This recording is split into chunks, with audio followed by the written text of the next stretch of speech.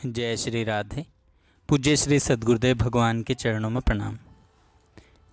श्री कृष्ण अनुरागिणी पूज्य संतोष बहन जी का जीवन चरित्र हम सुन रहे थे। संतों का पूज्य संतोष बहन जी से मिलन। आइए आज सुनते हैं श्री दुर्गी माँ से संतोष बहन जी का मिलन। सन 1951-52 की बात है। एक दिन पूज्या संतोष बहन जी गौरांग दास बाबा के यहाँ सत्संग में गईं। वहाँ उन्होंने एक वृद्धा को भावावेश में मत्त पाया। इनकी पारखी नज़र तो ऐसे संतों की खोज में रहती ही थी। बस उसके साथ साथ ही ये भी पैदल घर तक आईं। वृद्धा रंग जी के मंदिर के पीछे में रहती थी। परिचय होने पर पता चला कि ये वृद्धा भी कश्मीर प्रदेश की ही थी। वृद्धा दुर्गी माँ बहुत ही सरल स्वभाव की थी। ये वात्सल्य भाव की सिद्ध संत थीं। अपने गोपाल जी के साथ एक छोटे से कमरे में रहती थीं। खुद दैन्य की मूर्ति पूज्या संतोष बहन जी दुर्गी माँ की दीनता से अत्यधिक प्रभावित थी। सबसे प्रभु दर्शन और अखंड वृंदावन वास की भिक्षा मांगती। दुर्गी माँ की वास्तविक स्थिति पूज्या बहन जी से छिपी न थी। गोपीनाथ बाजार में रह रही पूज्या बहन जी को जब भी समय मिलता झट दुर्गी माँ के यहाँ पहुँच जाती। उनके काम में हाथ भी बटा देती और उनके गोपाल को संबोधन करती। वात्सल्य भरी भावभीनी बातों का आनंद भी लेती रहती। पर असली लोभ उन्हें दुर्गी माँ के कीर्तन आनंद का था। दुर्गी माँ जब कमरे का दरवाज़ा बंद कर उच्च स्वर से कीर्तन कर रही होती तो पूज्या बहन जी बाहर बैठी उसमें तन्मय हो जाती। आहा, एक ही भाव सिंधु की दो लहरियाँ। परिचय घनिष्ठता में बदल गया था। उसके बाद परस्पर आना जाना भी लगा रहता। पूज्या संतोष बहन जी से जो भी मिलने आता उन्हें वह दुर्गी माँ के दर्शनार्थ अवश्य भेजती। अस्तु, गौरांग दास बाबा की संगोष्ठी में इन पर वैष्णवों की अपार कृपा वृष्टि हुई। दीक्षा आग्रह। पूज्य गौरांग दास बाबा पास ही व्यास घेरे में कथा कहने आते थे और जब केशी घाट जाने के लिए इनके घर के आगे से गुजरते तो दूर से ही लाली लाली कहकर पुकारते आते। ये भी उनके आगमन की बाट देखती रहती। आवाज़ सुनते ही दोनों जल्दी जल्दी सीढ़ियाँ उतर दौड़कर उनसे जा लिपटती। बाबा इनसे खूब स्नेह रखते थे। इनका कंठ सूना देखकर कहते, लाली सूना कंठ अच्छो ना लगे। इनकी सुपात्रता देख सभी दीक्षा को प्रेरित तो करते ही थे, पर इन्हें स्वप्न में दिखे बाबा का स्मरण हो आता था। दीक्षा का अभाव कभी महसूस नहीं होता था। इनकी दीक्षा के लिए कोई उत्कंठा ही नहीं थी। उन्हीं दिनों श्री बांके जी का भी दीक्षा के लिए आग्रह बढ़ता गया। बांके जी के एक मित्र तो इन्हें दीक्षा दिलाने को और भी लालायित थे। पूज्या बहन जी बहुत ही संकोच में थी। इनकी तो कोई अभिरुचि न थी दीक्षा में, पर बांके जी ने जोर जबरदस्ती से इन्हें मनवा ही लिया। तुलसी माला फूल माला मंगवाकर इनसे कह दिया, कल दीक्षा दिलवा देंगे, सुबह सुबह नहा धोकर आ जाइएगा। पूज्या बहन जी बहुत ही असमंजस की स्थिति में थीं। सरला को भी ये जोर जबरदस्ती अच्छी न लगी, पर जहाँ आत्मीयता अपनत्व अधिक होता है वहाँ विरोध कर पाना इतना सहज नहीं हो पाता। और फिर ये कुछ अनुचित आग्रह तो था नहीं, वह तो अनुग्रह समझकर ही कर रहे थे। दीक्षा की प्रक्रिया का साधक के जीवन में निश्चय ही बहुत उत्कृष्ट स्थान है, पर ये एक व्यक्तिगत चीज़ है और जन्म जन्मांतर से सुनिश्चित होती है। और तो और देश काल गुरु दीक्षा विधि सब पूर्व निश्चित होते हैं।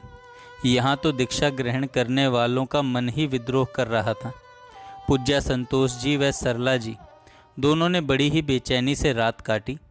निद्रा जैसे ही आई पूज्या संतोष जी को फिर वही स्वप्न आदेश हुआ। बाबा ने स्पष्ट कहा, मैं तुम्हारा गुरु हूँ। आश्चर्य यह हुआ कि आज सरला जी को भी साथ साथ ही आदेश हुआ। अंतर सिर्फ इतना था कि पूज्य संतोष बहन जी को स्वप्न में दर्शन भी हुआ और सरला जी को मात्र आवाज़ सुनाई दी, मैं हूँ तुम्हारा गुरु। प्रातः उठते ही दोनों के चेहरे निश्चिंत और आह्लाद से भरे थे। जब एक दूसरे को स्वप्न सुनाया तो परस्पर के स्वप्न एक के पर आश्चर्यचकित रह गई। दोनों की मनोदशा का धरातल एक होने से और एक ही गुरु से संबंधित होने से ऐसा होना कोई आश्चर्यजनक बात नहीं है। अब श्री बांके जी के यहाँ उस आयोजन के लिए जाने का कोई औचित्य नहीं रह गया। विधि का विधान उच्च कोटि की अनुभूति प्राप्त संत होते हुए भी बांके जी ने उस आयोजन की उपेक्षा को सहज ही नहीं लिया और उनसे इनके संबंध अपनी मधुरता खो बैठे। ये वहाँ जाति भी तो बहुत उपेक्षित सा, रुक्षता लिए व्यवहार मिलता।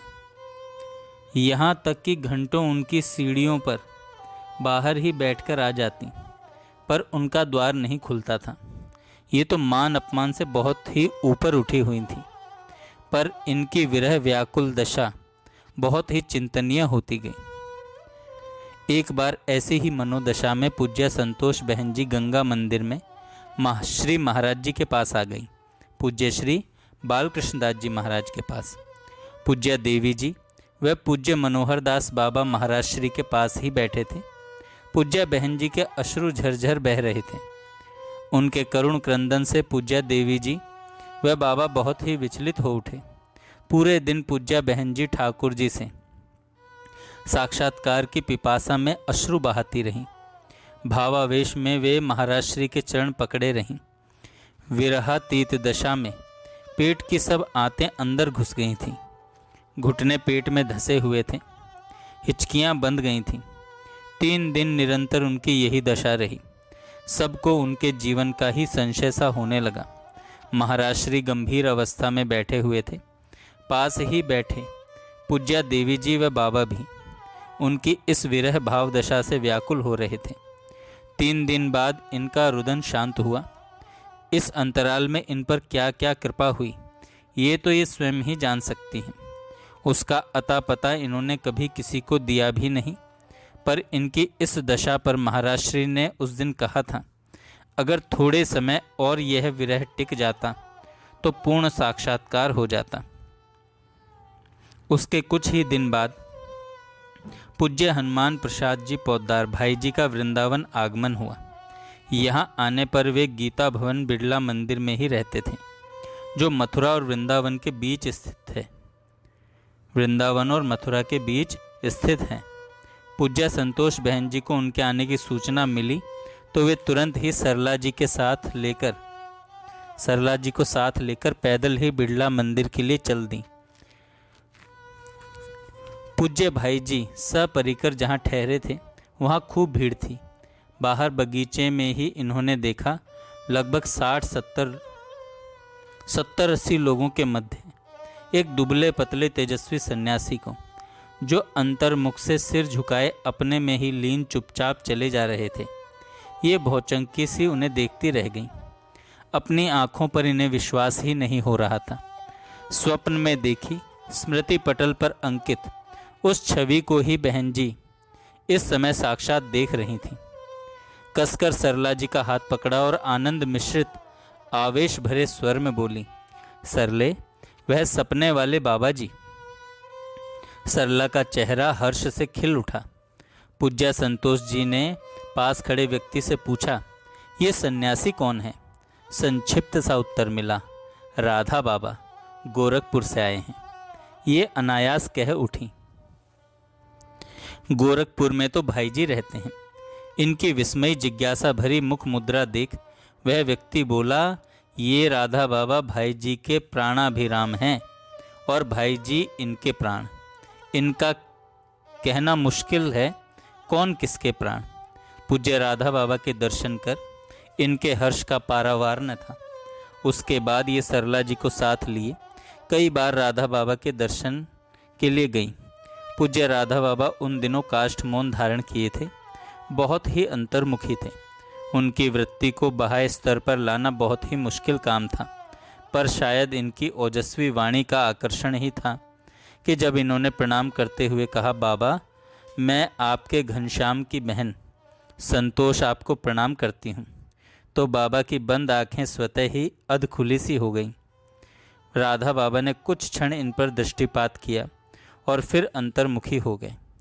गोरखपुर लौटने पर, काष्ठ मौन की निवृत्ति होने पर एक दिन पूज्य राधा बाबा ने घनश्याम ठाकुर से पूछा, भैया वे 2 बहनें कौन थीं जो वृंदावन में प्रणाम करने आई थीं? उनकी अगाध निष्ठा ने मुझे अंतर जगत से बाह्य दशा में आने को विवश सा कर दिया था। तब ठाकुर घनश्याम दास जी ने बाबा को पूज्य संतोष जी के विषय में बताया था। बाबा ने कहा, भैया हम उन्हें एक पत्र लिखना चाहते हैं। राधा बाबा ने संतोष जी को एक ही बार देखा था, एक ही क्षण देखा था। वह पूज्या बहन जी ने भी प्रथम बार ही उन्हें देखा था। इतनी सी देर में बाबा ने उनके अंदर कौन सी ऐसी स्थिति देखी कि उनके मन में संतोष जी को पत्र लिखने का संकल्प जाग गया। ये प्रसंग वस्तुतः पूज्या बहन जी की उत्कृष्ट स्थिति का प्रमाण है।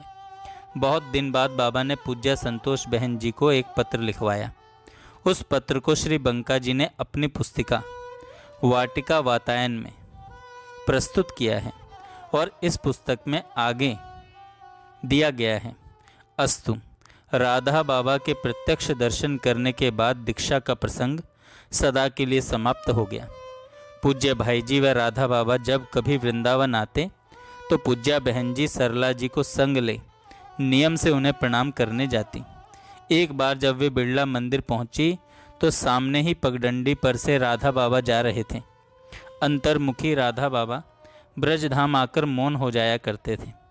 पूज्या बहन जी बाबा के पीछे पीछे पग धरती धीरे धीरे चल रही थीं और बाबा के पद चिन्हों से रज लेकर अपने और सरला जी के माथे पर लगाती जा रही थीं। सामने से राधा बाबा को प्रणाम करना तो संभव ही नहीं था। इधर बाबा को तो उनके पीछे पीछे आने का भान भी न था। तभी कौतुकी श्याम सुंदर ने बाबा के सन्मुख प्रकट हो उन्हें जताया, पीछे मुड़कर देखो क्या हो रहा है। और जैसे ही बाबा मुड़े तो इन्हें चरण धूलि मस्तक से लगाते देख स्तब्ध रह गए। एक बार पूज्य श्री भाई जी वह राधा बाबा का रावल गांव में आगमन हुआ। सूचना मिलते ही ये वहां जाने को व्यग्र हो उठी, पर रास्ता मालूम न होने की वजह से, प्रज्ञा चक्षु सरला जी का संग होने से रावल जाना काफ़ी असुविधाजनक ही नहीं असंभव सा लग रहा था। फिर भी ये प्रभु कृपा के भरोसे सरला जी को संग लिए चल दी। बस स्टैंड पर पहुंचते ही एक परिचित मिल गए। वे भी रावल ही जा रहे थे। जब पूज्या बहन जी रावल पहुंची तो भाई जी प्रसाद पा रहे थे। उसी अवस्था में उन्होंने इनका प्रणाम स्वीकार किया, पर इनके उच्चिष्ट मांगने पर संकेत से ही इन्हें मना कर दिया। ये भी अनूठी संत प्रेमी थी और भक्त उच्चिष्ट महाप्रसाद के लिए सदा लालायित रहती थी। जैसे ही पूज्य भाई जी की थाली में एक कौर बचा, इन्होंने तपाक से वह अंतिम ग्रास उठा लिया और कहा, यह तो मेरा हिस्सा है। पूज्य भाई जी अवाक से इन्हें देखते ही रह गए, फिर मंद मंद मुस्कुरा दिए। उस महाप्रसाद की कणिका सरला जी को दे शेष इन्होंने पा लिया। राधा बाबा का उन दिनों काष्ठमौन था, उनके दर्शन होना सहज नहीं था, पर पूज्य भाई जी के अपार कृपा ममता की पात्र बड़भागिनी पूज्य संतोष जी व सरला जी, उस दिन भाई जी ने अपने संग ले जाकर इन दोनों को बाबा के दर्शन कराए। निश्चय ही भाई जी पूज्या बहन जी के वास्तविक स्वरूप से भिज्ञ थे, इसलिए इनके प्रति उनकी विशिष्ट ममता भरी उमड़न रहती। सन 1965 में पूज्या बहन जी अभी गोपीनाथ बाजार में ही रह रही थीं। उन्हीं दिनों पूज्य भाई जी बिड़ला मंदिर आए हुए थे। सुबह ही किसी से पूज्या बहन जी को भाई जी के वृंदावन आगमन का समाचार मिला। वे अधीरता से बिड़ला मंदिर जाने की प्रतीक्षा में बेचैन सी मकान की दूसरी मंजिल पर घूम रही थीं और कैसे जल्दी से जल्दी वहां पहुंच जाएं, इस सोच में निमग्न थीं। एकाएक उनकी दृष्टि सड़क पर जा रही एक मोटर कार में बैठे कुछ व्यक्तियों पर पड़ी। इन्हें लगा पूज्य भाई जी भी उस गाड़ी में बैठे हैं, थोड़ा पास आने पर तो भाईजी स्पष्टतः दृष्टिगोचर हो गए। खुशी से इनका अंतर उछल पड़ा। पूज्य भाईजी उसी रास्ते से होकर पूज्य प्रभुदत्त ब्रह्मचारी जी से मिलने उनके संकीर्तन भवन वंशीवट जा रहे थे। हर्ष से विभोर संतोष जी झट नीचे उतरकर सरला जी से बोली, सरले जल्दी से नीचे चलो, भाईजी जा रहे हैं, चलो दर्शन कर लो। अपनी उमंग में सरला जी का हाथ थामे वे जल्दी जल्दी नीचे उतरने को प्रयासरत थीं कि सीढ़ियों में ही पूज्य भाईजी का स्नेह भरा स्वर सुनाई पड़ा, जल्दी मत करो, धीरे धीरे आओ, मैं यहीं खड़ा हूँ। पूज्य भाईजी को अपने सामने देख आनंद मग्न श्री संतोष जी ने उन्हें प्रणाम किया। बाद में वे पूज्य भाईजी के द्वारा भेजी हुई गाड़ी से बिड़ला मंदिर राधा बाबा को प्रणाम करने गई। कितना आत्मीयता भरा संबंध था पूज्य भाईजी व राधा बाबा का श्री संतोष जी के साथ। भक्त शिरोमणि पूज्य राधा बाबा ने एक बार कहा था, वृंदावन में संतोष जी को प्रणाम करना 100 महात्माओं को प्रणाम करने के समान है। क्या ही विचित्र आध्यात्मिक संबंध था, आश्चर्य होता है। उनकी परस्पर कभी भी बातचीत नहीं हुई। पूज्या बहन जी कभी गोरखपुर नहीं गई और राधा बाबा वृंदावन की भूमि में आ मौन हो जाते। पर पूज्या बहन जी की राधा बाबा के प्रति अनन्य निष्ठा थी, पूर्ण शरणागति थी, अतुलनीय समर्पण का भाव था। बाबा का भी उनके प्रति कृपा प्रवाह निरंतर गतिमान रहता था। जो उन्होंने निज मुख से स्वीकारा, इसका प्रमाण उनके द्वारा लिखे पत्र से मिलता है। बाबा ने कहा पत्र में, वृंदावन वासिनी बेटी संतोष, इस बार जब मैं बिड़ला मंदिर ठहरा तो निज करुण आँखों से देखती हुई तू मुझे बोली थी, आप नहीं बोलोगे, आप नहीं बोलोगे। यह तेरी बात अब भी मेरे कानों में निरंतर गूंज रही है। पर बेटी मेरी, जब भी मैं ब्रज की सीमा में जाता हूँ तो मेरी मानसिक दशा कुछ विचित्र सी हो जाती है। मैं बोलना भी चाहूँ तो बोल नहीं पाता। इसलिए बाहर देखने के रूप में मैं तेरी इस इच्छा की पूर्ति न कर सका। ठाकुर घनश्याम पास था, उसे मैंने इशारा कर दिया था कि भैया बड़ी विचित्र मानसिक स्थिति है, इस कारण बोल नहीं पा रहा हूँ। जो हो, तू तो शायद इस घटना को भूल भी जा सकती है, किंतु मेरे जीवन के साथ ही घटना जुड़ गई। दूसरी बात, बिल्कुल सच्ची सच्ची बात लिख रहा हूँ कि मैं तेरे साथ निरंतर रहता हूँ। बेटी मेरी, अब तू इसे अनुभव कर पाती है कि नहीं, इसके संबंध में बेटी क्या कहूँ। सरला बिटिया की याद भी मुझे निरंतर बनी रहती है। रावल में जिस समय मैं गया था, उस समय केवल तुम दोनों को ही मेरी चित्तवृत्ति वास्तव में पकड़ रही थी। देख, नंदन की कृपा का प्रवाह जब चल पड़ता है, फिर उसे कोई प्राणी रुद्ध कर ही नहीं सकता। अनंत त्रुटियों को लेकर भी किसी को स्वप्न में भी निराश नहीं होना चाहिए। यदि एक बार उसे अनुभव हो चुका हो कि भगवान ब्रजेंद्र नंदन ने मुझ पर कृपा का प्रवाह तो कर ही दिया, तो बेटी मेरी, भगवान नंद नंदन की कृपा के प्रवाह से तो निश्चित रूप से अभिषिक्त हो चुकी है। तुझे भले ही इसका अनुभव न हो और मेरी उस उक्ति का विश्व के प्रत्येक महात्मा खंडन कर सकते हैं, किंतु सत्य सत्य ही रहेगा और ध्रुव सत्य है बेटी मेरी। अतएव तू तनिक भी चिंता मत करना। जगत के दिए हुए सम्मान की जितनी उपेक्षा कर सके अवश्य अवश्य अवश्य करना। और अब तो तेरा अपमान, तिरस्कार, तेरे प्रति आदर बुद्धि का अभाव लोगों में सृष्ट होने लगा है किसी अंश में, ऐसा मेरा अनुमान है। तो फिर तेरा भाग्य खुल गया। बिटिया मेरी, श्री कृष्ण मृत्यु के बिंदु पर तुझसे मिल जाने वाले हैं, इसकी तो पूर्व सूचना है और तेरे लिए उल्लास की बात होनी चाहिए। यहाँ सारांश यह है कि तेरे लिए स्वप्न में भी कोई चिंता की बात नहीं है।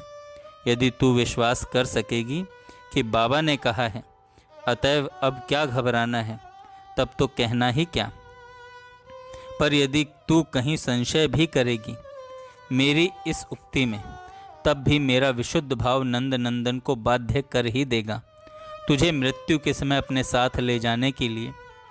बेटी मेरी मैं और क्या कहूँ, बेटी मेरी और मैं क्या कहूँ। आह, कितनी आत्मीयता से भरा है राधा बाबा का अपनी संतोष बिटिया को लिखा ये पत्र। निश्चय ही परस्पर कभी बातचीत न होने के बावजूद वे पूज्या बहन जी की उत्कृष्ट आध्यात्मिकता से पूर्णतया भिज्ञ थे। कितने स्पष्ट शब्दों में उनकी स्थिति की घोषणा कर गए। भगवान नंद नंदन की कृपा प्रवाह से तू एक बार निश्चित रूप से अभिषिक्त हो चुकी है। एक विशुद्ध संत की इस उद्घोषणा के बाद किसी भी संशय या प्रमाण को स्थान नहीं कहा।